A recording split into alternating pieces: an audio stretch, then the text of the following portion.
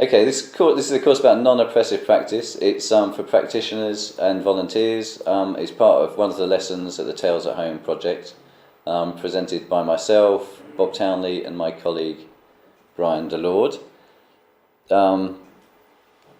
We will start by introducing the background to language and identity. We'll talk about why this is important. We'll talk about the need to understand complex identities, particularly within an environment of prejudice and discrimination.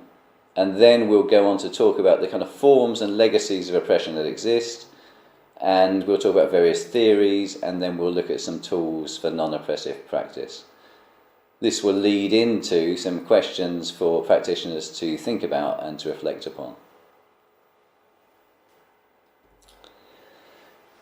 Okay, so the first issue to consider is why this issue is important, and it's the links between identity and language.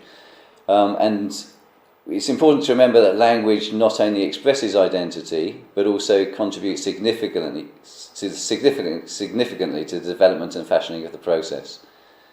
As noted by Suzanne Romain, we live in a world where identity matters. It matters both as a concept theoretically and as a contested fact of contemporary political life. It also has social and cultural dimensions, and we need to remember that distinctions are made in language, that we're either part of the in-group or the out-group, and this distinction between our own or native and a foreign or acquired language has no linguistic foundation, but it's a social and cultural, and is of a social and cultural nature, as noted in this quote. And this is important to remember. Moving on to the next slide, looks about the why and the how of language and identity, and how we support our clients to manage and potentially reframe these social and cultural distinctions will significantly affect the way that the identity formation process. Because at some level we're all bilingual or multilingual. Garcia refers to this idea of translanguaging as a phenomenon where bilinguals have constant access to their language repertoire, systems and discourse practices. Dinea Ibrahim from the British Council talks about the term of trans-identifying, where we can identify between different identities that also relates to language, emphasising the complexity of this process. So why this lesson? As already kind of hinted at, language is part of a complex process of identity formation for individuals and for groups. Identity is not static and cannot always be linked to language of origin. People may also define identities on the basis of their religion, their sexual preference, hobbies, or politics, for example. And also, with growing globalisation, large groups of people are on the move, and the link between place and identity has become more complex and less evident. And also because people are increasingly confronted with other cultures, they will affiliate themselves more consciously with certain aspects of their background. And as this happens, they may define themselves on the basis of cultural differences with other groups. So language or religion can start to play a larger role than it had done in the place of origin. The status of languages in communities and societies becomes important to consider.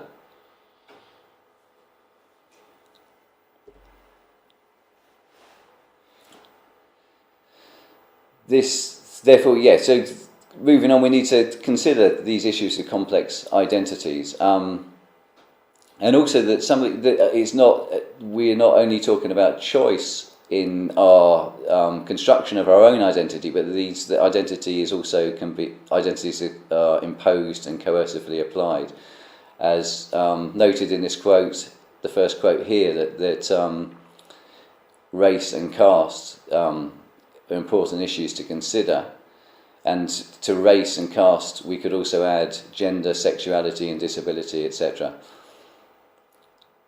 According to Joanna Thornborough, identity, whether on an individual, social or institutional level, is something that we are constantly building and negotiating throughout our lives and our interaction with others.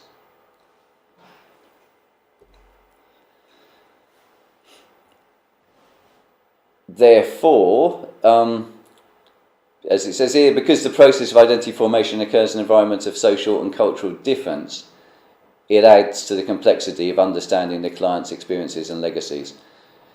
Practitioners working in this field need to acquire the necessary skills and qualities to think about and respond in a non-oppressive manner. This lesson attempts to establish a foundation for this process to develop, as will be shown in the following slides. So, my turn. And we begin with a quote from the American author James Baldwin. "Children have never been any good at listening to their elders, but they have never failed to imitate them." And that quote, I think, answers the question at the bottom of this slide. Why does oppression still exist? Because we teach our children very well. And I think oppression can take many forms that we've come across: racism, sexism, homophobia, disabilityism, etc. And the fact that all of them are still rampant, even though we've spent years trying to get rid of them, is hugely significant.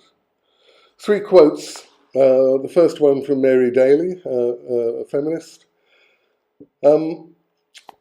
And it establishes a connection between language and identity, as does the second one by Frantz Fanon. The important word in that quote, I think, is the word inscribe. Inscribe a mentality of insubordination. Really worth thinking about that one. And finally, a quote from Paulo Freire, where he comes up with this term critical consciousness: learning to perceive social, political, and economic contradictions and to take action, which I think, again, is a very important element of thinking. A quick introduction to cultural identity theory. It begins with naivety and ignorance. And ignorance is not a judgmental word here, it's simply not knowing. Moving from naivety and ignorance into acceptance. That's what we know, and therefore that's what we accept. And the third stage, an interesting one, naming and resistance, where we start to realize what's happening and start to want to change some things. My feeling is we get stuck on step 4, which is redefinition and reflection. And this leads to many adversarial discussions, arguments. And I'm not sure how many of us get through to multi-perspective integration, this wonderful phrase at the end of the theory there. But how do we deal with this redefinition and reflection?